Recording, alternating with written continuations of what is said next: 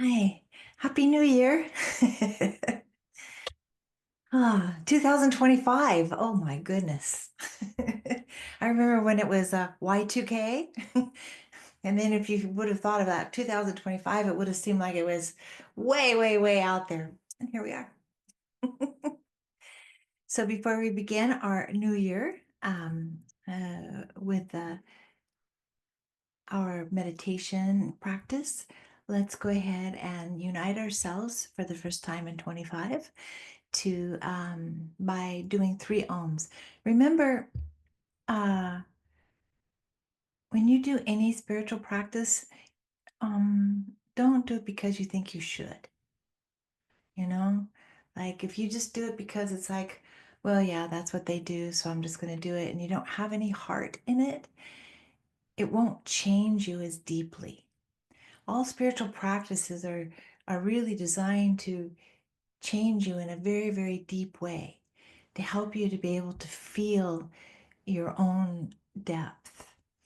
So when you you don't want to just do it like find a place inside of you where you actually feel it, where it's like, oh, you're feeling it move through you. Because remember, what we're doing is that we're teaching ourselves the sound that the universe still makes. And we're part of that universe. So it's sort of like joining in with the cosmic choir because the universe is already making that sound. We are part of that choir making that sound. So we want to do it with our heart, like we're singing to the divine. So when we do it, just kind of like feel yourself really relax and feel yourself go deep and feel the sound come up from deep inside of you. You feel it moving through your chest, through your throat. Feel it actually coming through the back of your mouth, over your tongue and out. And at the very end, if you can, with your breath, you kind of make it have like what they call it a little tail. So as you're oming at the very end, you call it a little tail. It's like, Om. It's like a little tail. So you don't have to do that, but it's just something for you to know. I don't want you to like overanalyze while you're doing it because then you can't do it with your heart. So make sure that today you just let it all go and let us just from our heart do 3 ohms and it clears our space.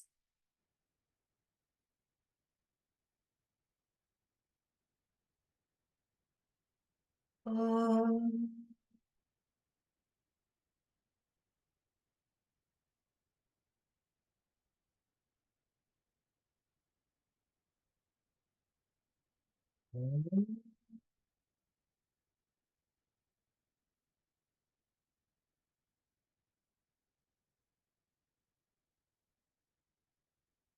Om.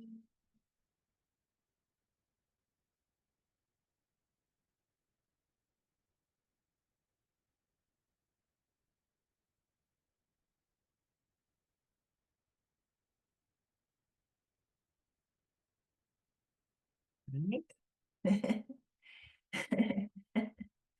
When you're oming, it's pretty hard to be thinking about all the things that are troubling you. So the more that you om with your heart, you're feeling more what you really want to feel. We burden ourselves so much with thoughts that we don't want to think anyway, So for December, our word for the month was illuminate or illumination. And the saboteur was shadow. And we do have a shadow part of our nature, the part of us that sometimes doesn't come from the light that's inherent within us.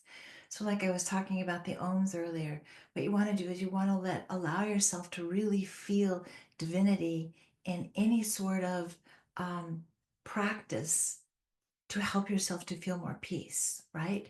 So, if you pray like this and somebody says, no, you're not supposed to do it like that, you're supposed to do it like this, or you're supposed to do it like that, just be gracious about it. No sense in telling them, what are you talking about? That's not the right way. Da da da da da da. Always have that graciousness. when it comes to speaking to other people about spirituality, because we're not going to agree on anything, and it isn't important that we do agree on all of the little aspects of things. It really is not important. What's important is that each of us feel what it is that we're doing. You can do exercises for your body and you don't have to feel, okay, I'm feeling God through that. It would be lovely if you did do that. Could you imagine? As you're doing your exercises, you're like doing this for the beloved, which just lives inside of you. But for right now, any of your spiritual practices, teach yourself to really feel inside the intuitive nature of spirituality, because spirituality is not what we term logical until after a while, after a long while. Then it's logical to be peaceful. In the beginning, it's sort of like, okay, this is what spiritual people do. We practice peace. Okay, okay. Now, how do you do it? Okay, you do that oming, and then you do an hour and a half of sitting, and then you do another hour of chant. No, there's no magical formula to get to peace. There is intuition takes us to peace, because peace is inherent. Every one of us has peace inside of us. And you know that that's true. You know that when you're feeling hectic and scattered or in some way, you know that what you want is peace, and you know it's there. You just tell yourself, I can't get to it. I can't get to it, which means you know it's there. So that's a lot to know. It's a lot to know that peace is inherent. The yogis in their teachings always tell us that that is our true nature. Our true nature is peace. We are made of love, so our true nature is peace. But we live in times where we don't really respect peace. It's something that we make fun of. It's something that we think that other people have, or we think that it's something that's a handshake between countries, or it's this, that, or the other thing. We all know that you can sign a declaration of peace, but peace is not inherent in all the individuals that are behind that declaration of peace. So we must be responsible for our own self and help ourselves to really find the peace that's inherent within us. And that we must know that that peace moves through us because we want it to. So peace is inherent, but you have to treat it like a little plant, and you have to water it and feed it and put it in the sun and really take care of it so that it will blossom in your heart. So peace blossoms in our heart because we take care of it, because we know it's a living idea. Peace is a living idea. So we can make it grow. We can. We can make it spread through us. And as we do that, it illuminates our minds. So in December, we were talking about illumination. And when we are at peace, we have greater energy or greater light that actually shines from us. When we're in a state of discontent, maybe we're in this constant back and forth with people, criticizing, full of opinions, projecting, what are you doing? Why is that like that? What's happening over there? Why do those people act like this? When we're in that space, what happens is it's sort of like if you have a light switch and you turn it on and off, on and off, on and off, on and off, on and off. How unpleasant is that? It's like a strobe light. And that's how your mind is. Yeah, peace, no peace. Yeah, where's peace again? It makes us a little crazy. So we know peace is inherent. It's something that we really want. But then we have reasonings why we don't practice peace, because The people with the power, we think, don't practice peace, so therefore they can have power over us if we practice peace. Well, I certainly wouldn't encourage you to practice peace if it made you wimpy or me. The practice of peace makes us strong. It makes us strong so we can resist the on and off, on and off, on and off mentality. Back and forth. Yes, I'm at peace, but no, now I have to tell this person off and da da da da da da. Mm-mm. And it's all over the world. It's in men and women. It's in adults and in children too. You can see how this process of on and off, I have peace, no, I don't, I have it, no, I don't, no, I have to have this, no, I don't. We're even teaching it to younger people just by our actions. So criticism is something that we practice, and people get really good at it. There are people who are really, really good at really getting those zingers out, but they are disruptors of peace. So that, again, it proves that peace exists. If something can disrupt it, it means it exists. If our peace can be disrupted, if it can be diminished, it means it exists. And it's a really big part of us because peace has an understanding that's so intelligent that you have to actually be in a relaxed state, so to speak, to really feel it.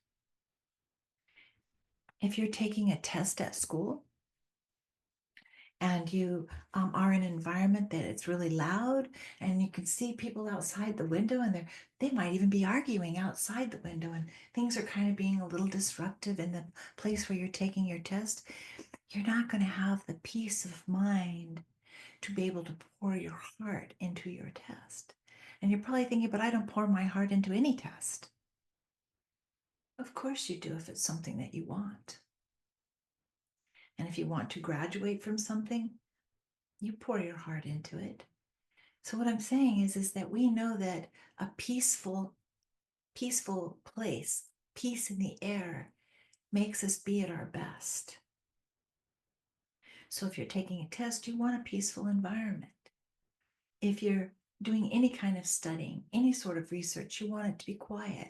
Libraries want quiet, and quiet is where you can feel peace. You can feel your own thoughts, and you can actually pick which thoughts you want to think. They're not just all over you and making you angry because this person's angry over here, and now it's contagious, and now you have it too. Practicing inner quiet, inner silence is practicing inner peace. Again, we know that when people aren't feeling well, we don't shout around them. We don't argue in front of them. We say, step outside, get away from this person needs peace and quiet. They need to heal. Like the people in the library, they need peace and quiet so that they can grow in some particular way. Think about the places that are quiet when we go into churches or any place that has spiritual gatherings to it. Everybody wants to feel at peace in a cooperative way, to be quiet, to feel that inner love that's always there. So peace is light, it's not dark. Even though we want quiet, we think of quiet as like turning the lights down, it doesn't have to be that way. You have peace already naturally occurring in your heart. So we have to find it. And how we find it is shushing our minds. What are we shushing our minds about? It's about shadow energy. There used to be a long time ago, maybe I think it was must have been in like in the 80s or so, we talked a lot about the shadow self, the part of us that's unknown to us, the part of us that does bad things. The shadow part of us is the part of us that has absence of light that we can perceive. Because all darkness, as we've been talking about before, has light that's inherent in it. It's always inherent.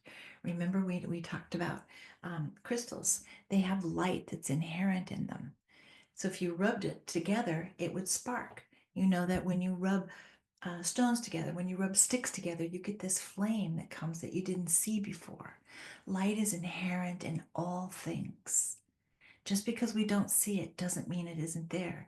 So you look up into the star, up in the sky at night, you see a blanket of darkness, but the stars are all there. There's sometimes when you just can't see them, but they're still there. And they're illuminating. We all have this light inside of us, and it makes us strong, and it makes us good, it makes us kind, because it takes a lot of illumination or intelligence to be at peace. It's very easy to do actions that don't have peace in them. Oh yeah, just do that. Oh, get out of my way. What's wrong with these people? Blah, blah, blah. All of that is, it's easy to get into that space. But realize you do see that you have to work at getting into peace, because peace is more worthwhile. And it takes heart. It takes a feeling, a deep feeling of desire that you want to heal. We don't heal when our minds are surrounded in some type of madness. Mm-mm. We heal when we fight, so to speak, for our peace. In other words, when we put the effort into wanting to understand that what's coming in doesn't have to go way deep into your heart. So you're around a crowd of people who are shouting and being inappropriate in some way.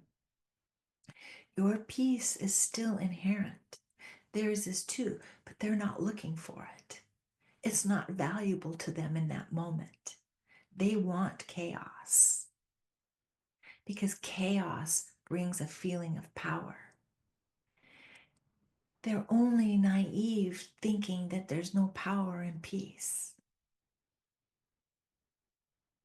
True power comes from practicing peace, and then you emanate or illuminate from the inside out.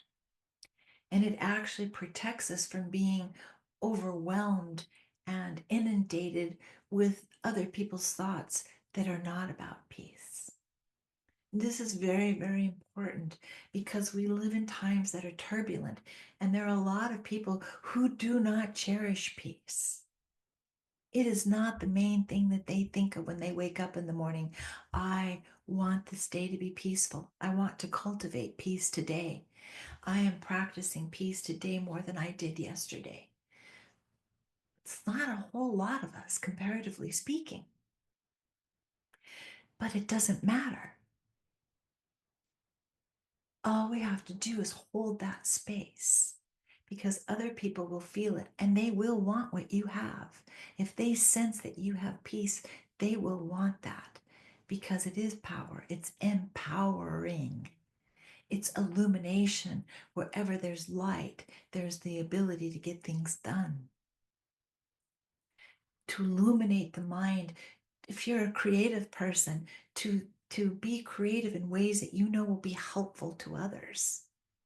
You're an engineer, and you help to design things that will keep people safe. That's creating peace. When you put your heart into what you're doing, it creates peace. We don't all have to carry a placard with a peace sign on it and walk through the neighborhoods, you know? It would be lovely too, but it isn't necessary. I'm saying this is because for all of 2025, I want our themes for our monthly meetings are going to be about the word peace.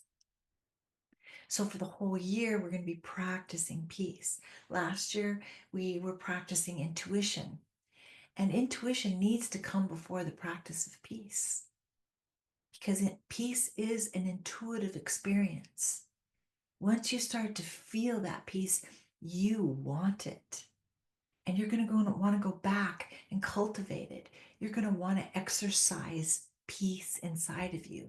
You're going to want to do that even more so than going to the gym. Or when you go to the gym, you're still practicing peace while you're there.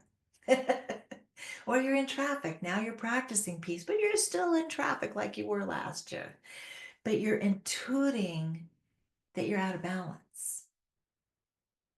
And as your intuition shows you, you're out of balance today. Yeah, okay, yeah, I got that. Okay, okay. What you have to do is you have to practice peace.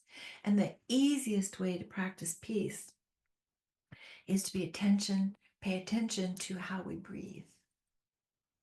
Because if your breathing is very erratic, very quick and then slow and then very deep and then not and very shallow and it's just kind of all over the place, it is telling you the quality and the state of your mind. Because the way that we breathe always reflects the state or the quality of our mind. A person who lives in chronic anger doesn't breathe very deeply. Mm-mm. There's a slowness sometimes to them until they get riled up. But if you have anger as sort of like a way to deal with things, it's like always there, something that you feel is power inside of you and you don't realize it's anger, your breathing will be different. It won't be long and slow like this.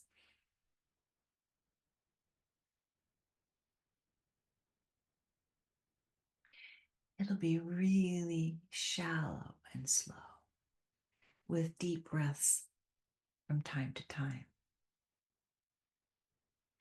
And anger, what it does is it's a part of us that gets very starved. Peace nourishes us. It does.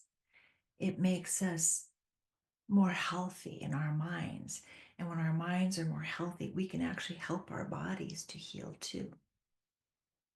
So peace is nourishment, and breath and peace they're entwined with each other. Anger, it's something that's in there that's always roiling, it's always rolling around in there. It's like it's like it's like when you see a thunderstorm coming in, how the clouds get dark and they get really big and thick, and something's coming. You can feel it, you can see it. So anger is like that inside, only it doesn't bless us with rain. When that anger is gathering and those clouds are gathering in us, we no longer are aware of the light within ourselves or of others. So now their life isn't as important because it makes us feel like others don't think our life is. So we say negative things to each other, or we just ignore each other, pretend each other doesn't exist. And of course, much worse. But peace is what you always want to come back to. Because if you've been wounded, you want peace. You don't want any more anger. You don't want all that loudness going on. If you've been hurt in an accident, you want everything to be quiet and peaceful around you. Peace is the one thing that we really do crave. For some reason or another, we don't talk about craving peace, but we do crave it. We want it because we want that inner strength to be able to bear the burdens of the shocking discord that's on our planet currently.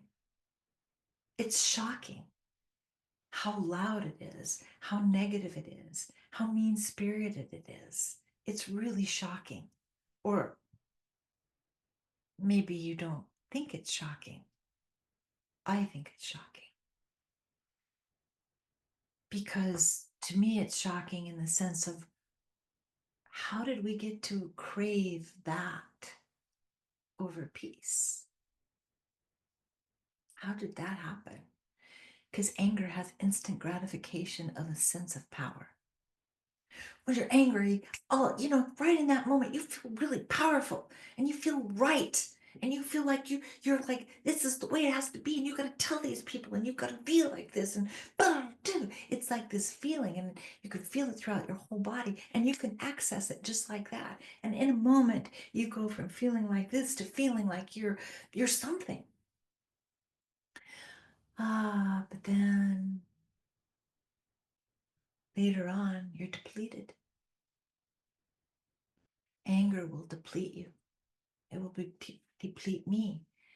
It will deplete all of us of our nourishment because it takes so much energy for you to produce all of that power, that raw power, in just a very short period of time. You have to use precious energy that from food,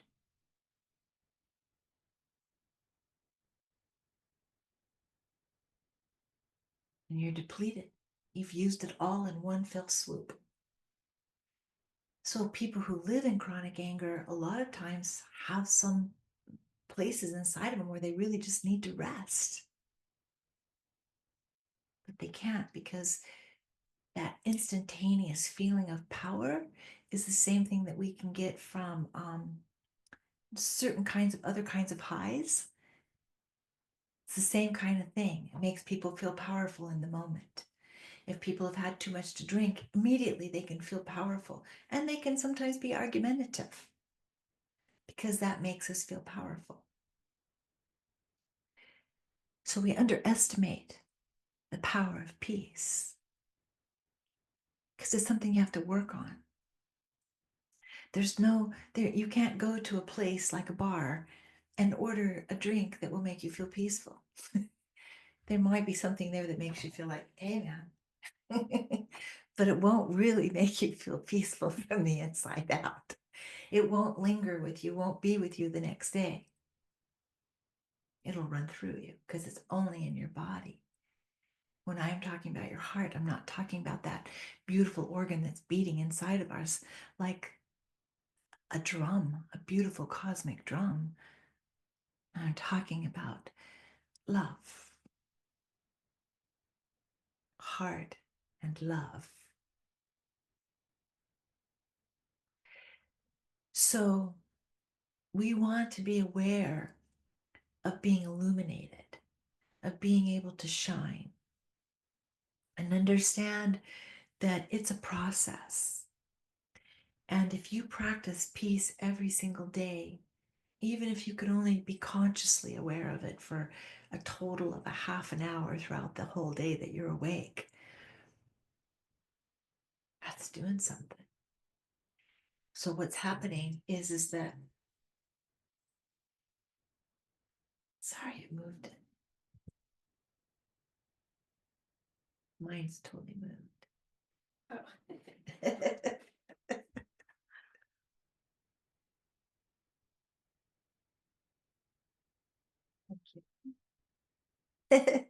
Technical difficulties. Now that could make sometimes could make a person go, "Oh my God, how did that happen? Who didn't do this? What's happening?" Who has room for all that? That's, you have to recover from that. So, like I was talking to you about the food that we eat, how do you want to spend that energy? As we know, food is not cheap. And we talk about wasting food or not wasting food or all kinds of issues about food, but we don't think about how we use food in our bodies and in our minds. I don't know why we don't talk about how food affects our minds. We talk about how it affects my fingers, my hands, my belly, my legs, you know, but we don't talk about how food affects our minds. You can't think without eating. If you haven't eaten in a few days, you don't get to think properly. So food is very, very valuable. And when we practice peace, we're using that food that takes a lot of energy to grow that food, put it to take it to the store for you to make the money to buy that and to ingest it. I mean, it's a lot of work. Food is. And so we don't think about it as nourishing our ability to think. So that brings me to, since we're talking a little bit about food too, we just kind of inhale food too. Have you ever noticed? Oh, look, food. So if we just stop even for a moment, and before you get it up into your mouth, at least say thank you.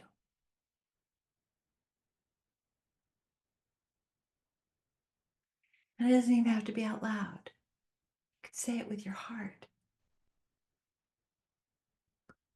then go for it. That gratitude is an acknowledgement that food is part of the peace process. It is. We have countries that are starving right now. There are people who starve out there. And the reason that they're starving is because their countries are under siege. In some way or another, anger has become so big that it creates starving. We don't think about that. We starve ourselves if we live in anger all the time, or jealousy, or greed, or selfishness. All of those things require a lot of energy. So I speak of them about energetics so that you can choose. Do you want to spend all your energy on being selfish? Or do you want to spend some of that energy on helping yourself to be more generous? We usually tell people, you're being too generous. Why do you give that money to those? Why do you do that? It's interesting how, you get that furrowed browed response from people, but yet we waste money every day. So what I'm saying is making peace part of our way of life, just our way of life, and helping ourselves to breathe in peace and to breathe out peace. It helps with our mental health, no matter what state that it's already in. It does. If you're in a state that's like really, really low on light in your mind, practicing peace can help that illumination. Illumination is important because you know how it is. At night, if you hear a sound in the middle of the night, you want to turn the light on, see what it is. You want to eliminate fear. So turning the light on in our mind eliminates fear that we can't do certain things.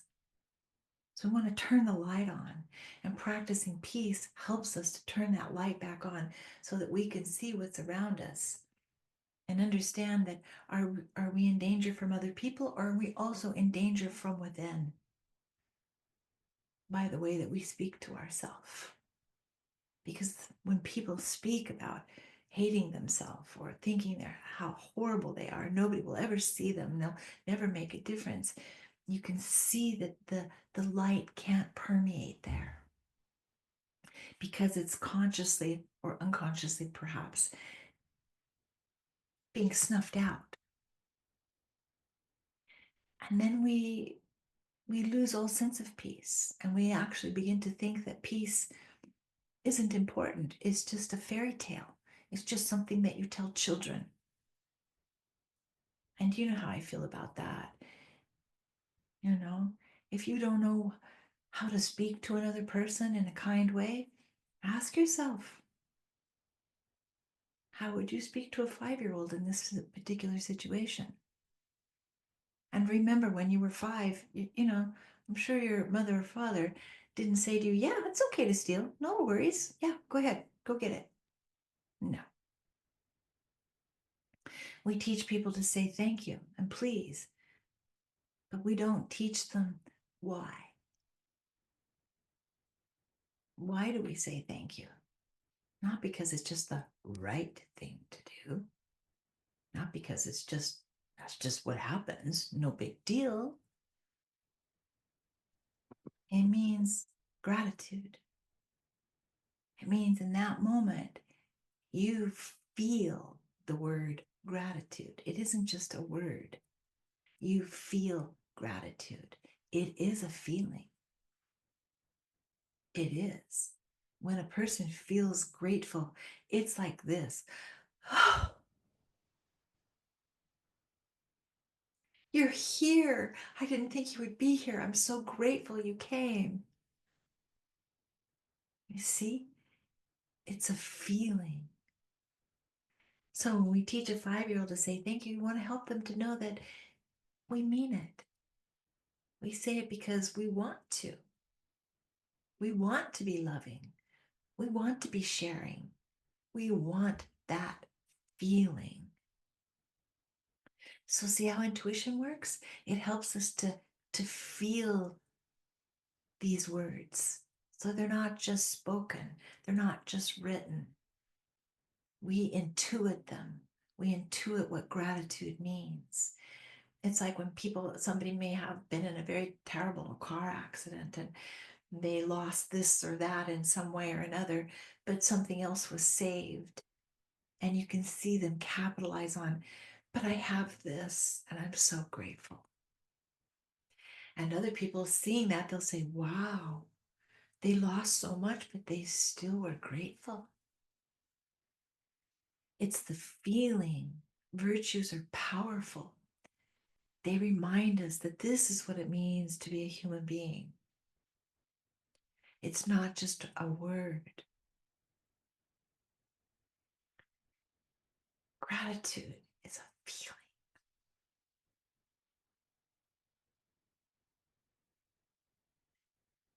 And peace is a feeling.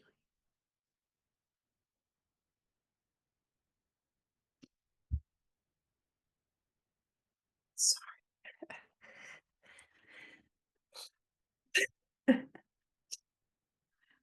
Sorry.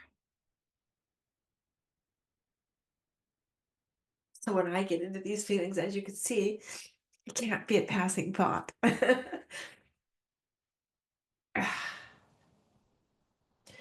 So practicing intuition helps us to feel the depth of gratitude. Pardon me. The depth of what peace really is. And even just that moment that I just had, even like right now, I feel cleaner. Isn't that weird? It's like I took a shower. you know? So when we feel them, you don't have to cry to feel them. But when you feel them, there is this interesting cleansing of darkness. Suddenly, there's a place inside you that's more illuminated in this moment than it was in the last moment. And you feel better and you have more faith in your own humanity. And when you have faith in your own humanity, it's easier to have faith in the humanity of others. Because we could very easily just lose faith in one another because we don't have faith in ourselves. And why is this important? Well, for many reasons, but for me, that's what I was taught by the yogis. When you have faith in yourself, you have faith in God. And when you have faith in God, you have faith in yourself. And that there is no difference between the two. So it's something that we have to practice, this feeling of faith. Faith in ourselves that we can raise ourselves up over the badness that's around us. That we won't get just sucked into the madness of what's going on in the world because we know the difference between how that feels and how peace feels. And then we begin to want peace more. We begin to choose it over the dark feelings and the dark talk about one another, about how we're going to overcome, we're going to get those people, we're going to tear that down, and we're going to tear this down, and we're going to tear that down.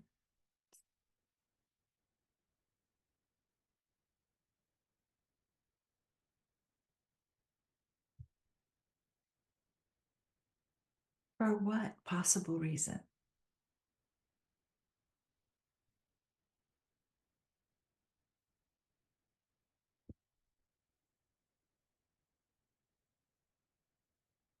Not only about human beings, but this is also about animals and trees.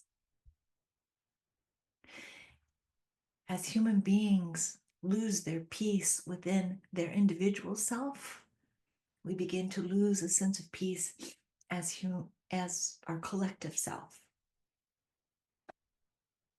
And as we do that, we do actions to other species that don't have peace in them. Where the way we treat animals and we treat space, we're just going to cut all these trees down. We're going to just do all of this. And we're just going to do all of that. And we're just going to do all this. And we're going to pollute this river. And who cares?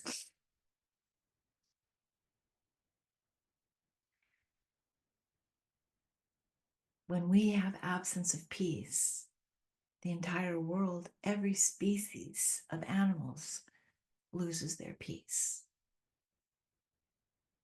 because we use the entire world to live in.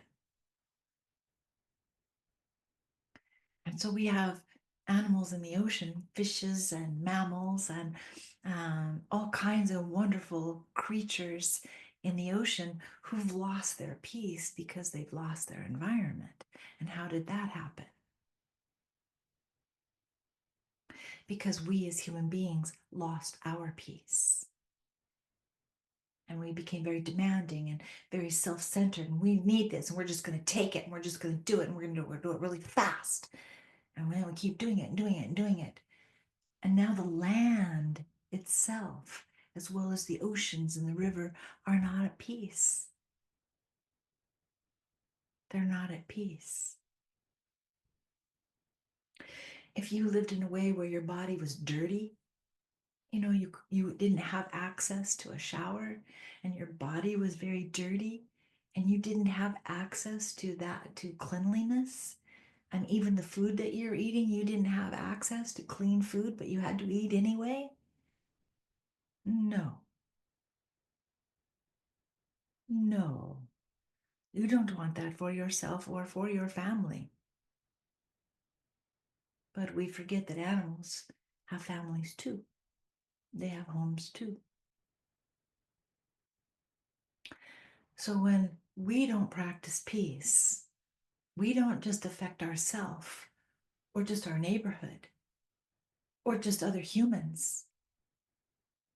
We affect everyone, whether they have wings or fins or fur. We affect everyone, and they too lose their peace.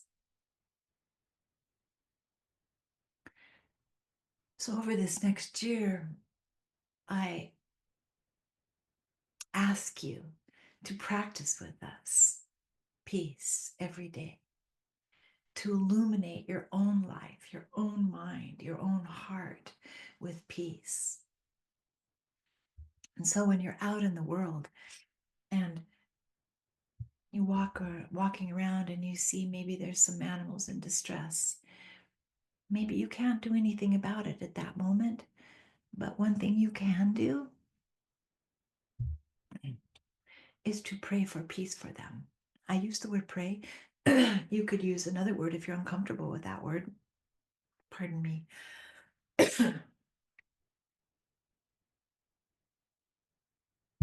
Crying throat. But you can visualize peace. You can send them peace. You can say it within yourself. You can do it as an affirmation. I am peaceful today for these birds. You can say, I wish peace for them. You see how easy this is? But be creative with it. Because it goes out into the air. And you may think, oh my God, this girl, why is she always talking about all these airy fairy things? Put peace out into the air. I mean, we all know what pollution looks like. You can see it in the air. Like when the winds come from LA and they bring the pollution down, and you can see it on the horizon, on the water. Well, you know how bad that has to be before we can see it. So we don't have to see it. We don't have to live that way. We don't have to wait until we see it everywhere. How much trash does it take to be in the ocean before that we see it before we can do something about it? We don't have to see it in the sense of that we can take care of it so it doesn't happen.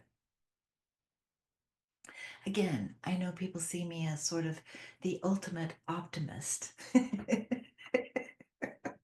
where I'm a little cuckoo, I don't mind. I really don't mind. I don't mind at all. I know that it takes effort. It isn't airy fairy. It's a practice. It's where you put your energy. It's a choice. It's discipline. And it's deeply rewarding to know that we can change the quality of the air and change the quality of the water through our thoughts. How did the pollution get to be like that in the air and in the water? It's from human thoughts. We're going to have to put this big old factory here, and we're going to have to do this, and we're going to have to do that. Human thoughts decided to do that without thinking about what will happen. So, if human thoughts can produce that much pollution, human thoughts can reverse it. Human thoughts, putting thoughts of peace into the world, is a counterbalance to all the madness that's being put out into the world. Because your thoughts don't stay in your head. You know this because you can feel how other people are thinking. Yes, you can. I know you can. We all drive, and when you're driving, you can feel that somebody is like vibing you to let them in. You can feel it. They're not even doing anything with their car. So, I know that we all know that we can feel each other. So, thoughts move from your head and they go out into the air. So, if you can feel the thought of, let me over, if you can hear that thought, you can hear the thought in another car of peace. And it moves out into the air. And it touches other people's minds. So as they're coming up with their new inventions, they can be like, hey, I wonder what effect this will have on the birds in the area. Can't we do a little kind of switching with this so that they live a better life too? It can happen, but it always happens from one person out, one person out. If you wait for everybody to do it at the same time, it won't get done. So individually, if we practice peace over this whole next year, it's not because we have a goal to clean up the air, we have a goal to clean up the water, we have a goal to stop war. We have a goal to put peace into the world and see what happens. See what happens. We're not doing it to get any sort of recognition or anything. No, it's just about why not? Why not practice peace while everybody, like many people, are practicing what I'm calling madness? I'm using it because mad meaning angry. There is too much madness that's out there. But we can practice this peace. It's illumination. And it can help us to know that our shadow self, that part of us that feels unseen, the more unseen we actually convince ourselves that we are, the more things that we'll do that's even nefarious to be able to be seen. It doesn't matter if we tell a lie. It doesn't matter if we're doing this, just as long as people see me. The shadow part of us is the part of us that feels like we're invisible. Nobody sees us. Nobody respects me. Nobody sees me. Nobody sees me. Nobody sees me. So I'm going to do these crazy things to get people to see me because that's really what matters. But what is that? That means that person doesn't see themselves. And we can never, ever make that go away for them. We have to do it for ourselves. No matter how famous a person is, they can feel empty. And nobody can make them feel full. No amount of fame can make a person feel complete. You have to do it yourself. And you have to do it the old-fashioned way, which is cultivating peace inside of yourself and moving it out. No amount of fame, no amount of how many riches you have, how many accomplishments you have will ever bring permanent peace into your heart. The shadow side of us will still be hungry. It'll still be greedy. It'll still want more. It'll never be enough. We're in relationships and we think it needs to be more, it needs to be more, it needs to be more, it needs to be more. So we don't work on it. We don't practice it. We don't practice our relationships with our loved ones. How can I be better in this relationship? Because we're always like, well, they need to be better. They need to change. Well, I'm sure that's true too. But you're responsible for you and the condition that you are wherever you are and whatever it is that you're doing. So I'm hoping that over this whole next year, that you see the shadow side of yourself, the part of you that's always hungry, that wants the light, and feed it by practicing peace, practicing love. Even how we join with each other once a month and we have a word that we participate in together means that we're all out there thinking on it, pondering it at some point or another, saying it. And the more that you do this, you start to see, like, if you're reading something, maybe you're reading something online, you'll see the word of the month there. Because you know why? Because it's in your mind. And your mind seeks out things out there that are already in here. So when you have the word peace in your mind, you're going to see it more. And the more you see it, the more influenced you are by it, and the more it makes it so that it goes full circle. So we practice it by teaching ourselves to ponder on it, to meditate on it, to actually say the word, to actually be aware of it, to actually practice what the word means. Like we were talking about, how does gratitude feel? How does peace feel? It feels strong and kind, because kindness takes strength. It's easy to be like, move over, buddy. I just kind of move over, will you? Oops. Sorry. But kindness requires that moment of, excuse me, I need a little bit more space here. Pardon me. Kindness requires an inner strength, which is why we don't see it everywhere. It actually requires effort. Gratitude actually requires effort.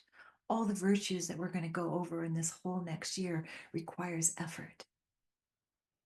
We just kind of like do the things that don't require effort, where we just don't even practice gratitude, and we don't practice peace, and we don't practice this. And then we end up living in our shadow self where we feel like we're unseen and we're not feeling peaceful and we're not feeling love. We don't practice it by feeling it, intuiting it. And over this year, it's very, very important that we help our shadow to heal, to illuminate all the dark spaces inside of us by having more faith in ourselves, having more love for who we are. We're a human being. We are part of humanity. We are part of the quality of humanity. It's not just other people that need to be held accountable.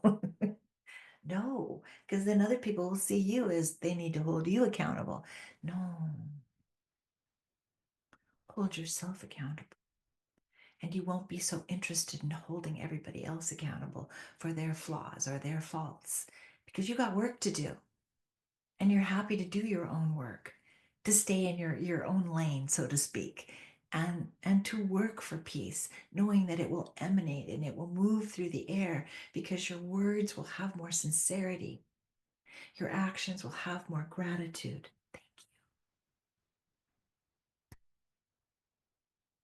you. Your life will be easier. Life isn't supposed to be easy. We all know that. So that's why I say easier. We do know that.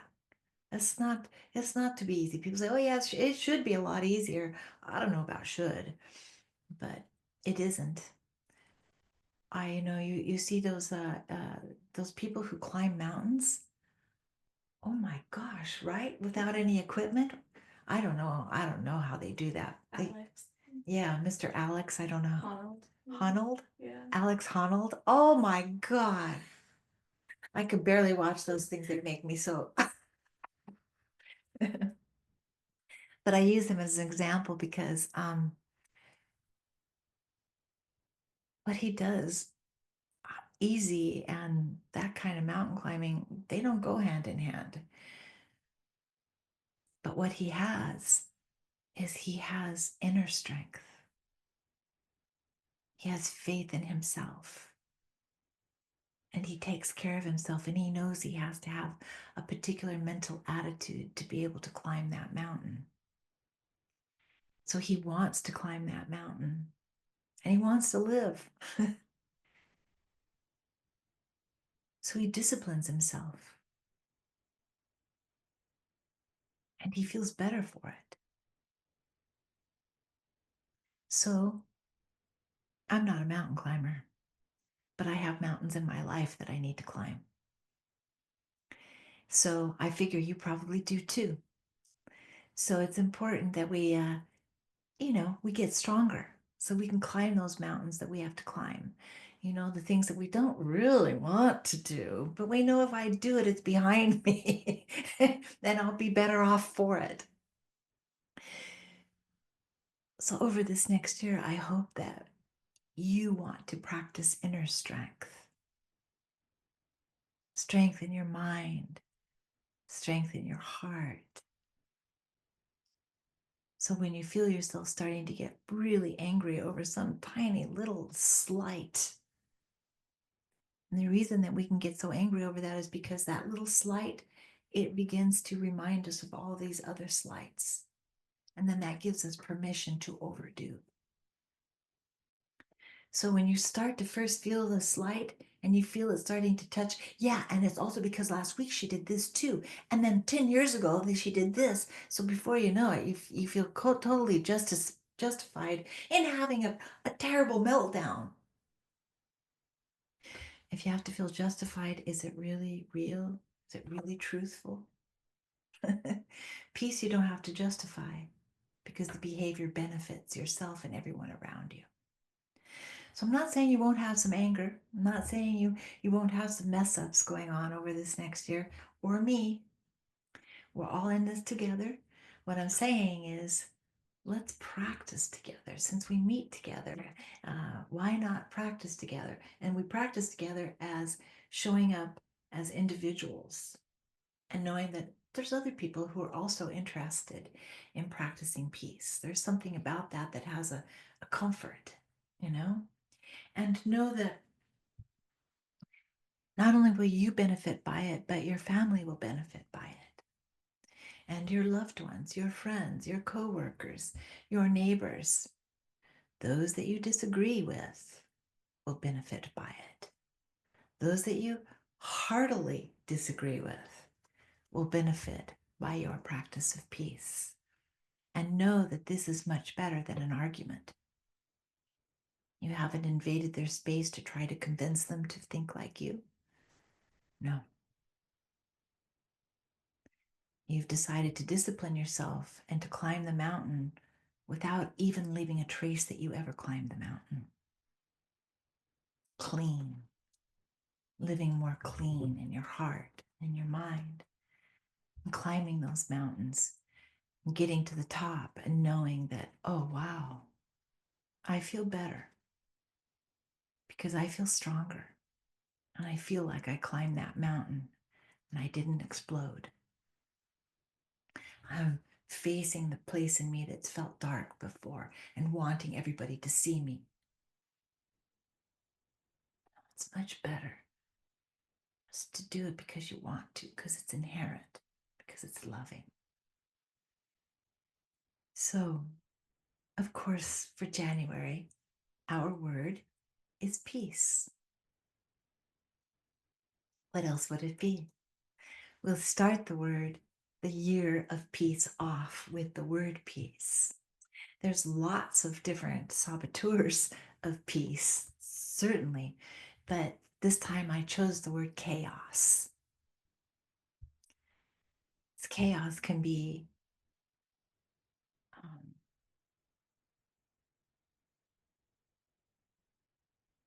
chaos in people's minds collectively can bring great harm, great harm. A chaotic mind can bring about violence. Chaos is not favorable. So it's the opposite of peace. So wherever there's peace, there's chaos. Wherever there's chaos, there's peace. I'm just encouraging you and myself to choose peace over chaos again and again and again. And over this next month, practice choosing peace over any kind of chaos in your life.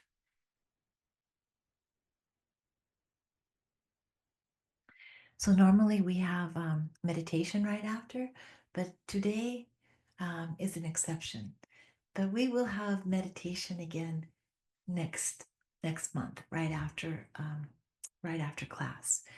So I just want you to know that the practice of peace is our meditation for this month, right? We want to be dedicated and committed to it. We don't owe anybody an explanation. We're not going to ask who's been doing it, what have you been doing, what's no test. This is it's for your betterment so that you feel better, so your heart is lighter and you have more light emanating from you, right? So, peace, no chaos. So, let us do 3 ohms to pull everything together to complete our circle. It's not like those pesky circles on your watch, not those work. Okay, let's do 3 ohms together.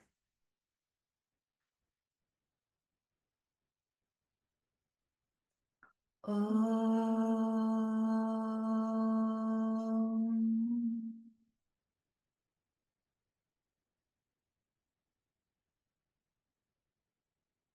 Om.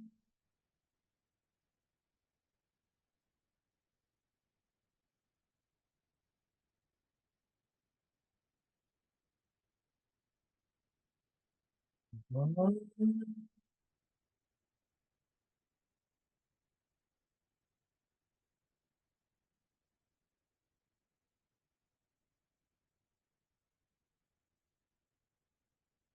Thank you so much for being here today and practicing peace with us. Peace be with you. Namaste. Till next time.